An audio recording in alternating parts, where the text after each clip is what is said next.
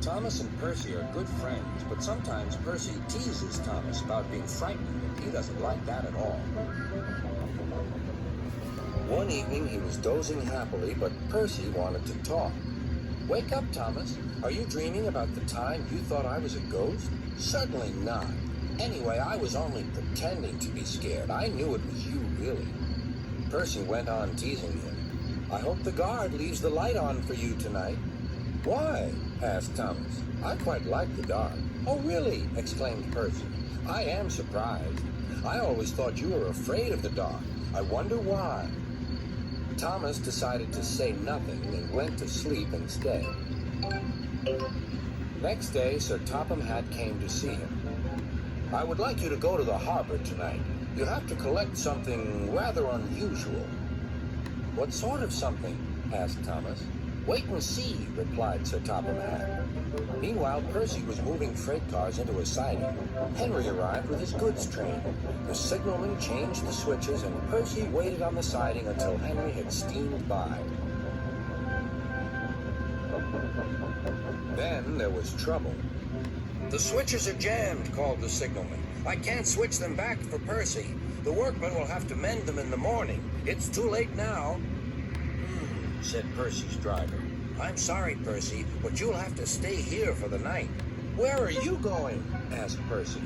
"Home for tea," replied the fireman. Percy was speechless.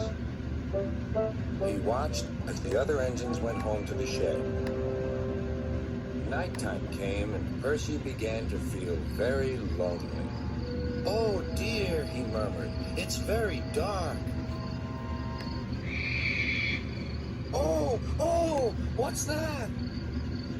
It was only an owl, but Percy didn't realize this. "Oh, I wish Thomas were here too," he sighed.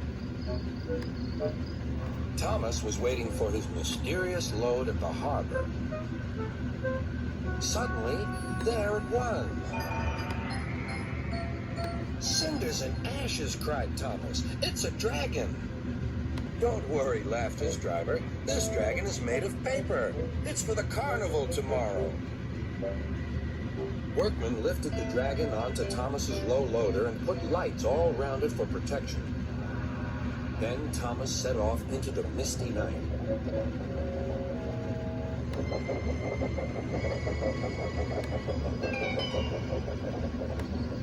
Percy was asleep on his siding and had no idea that Thomas was approaching him.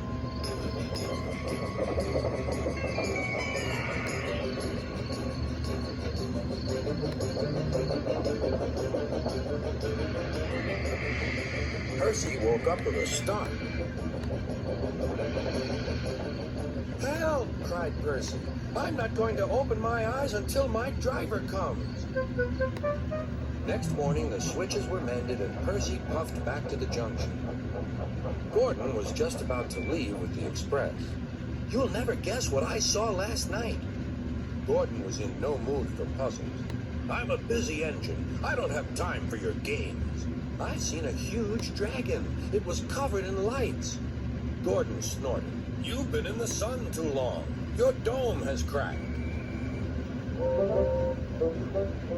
When the other engines heard the news, they laughed too. "Look out, Percy," chuckled James, "or the dragon may gobble you up." "No one believes me," huffed Percy. Maybe I did imagine the dragon after all. But Percy soon found out that he hadn't. "Help! Save me!" cried Percy. "It's all right," whistled Thomas, and he explained about the carnival. "By the way, how was your night out?" Percy decided to tell Thomas the truth. "Well, Percy," said Thomas, "maybe we do get scared sometimes, but if we're not afraid to tell each other, then that means we're quite brave, too."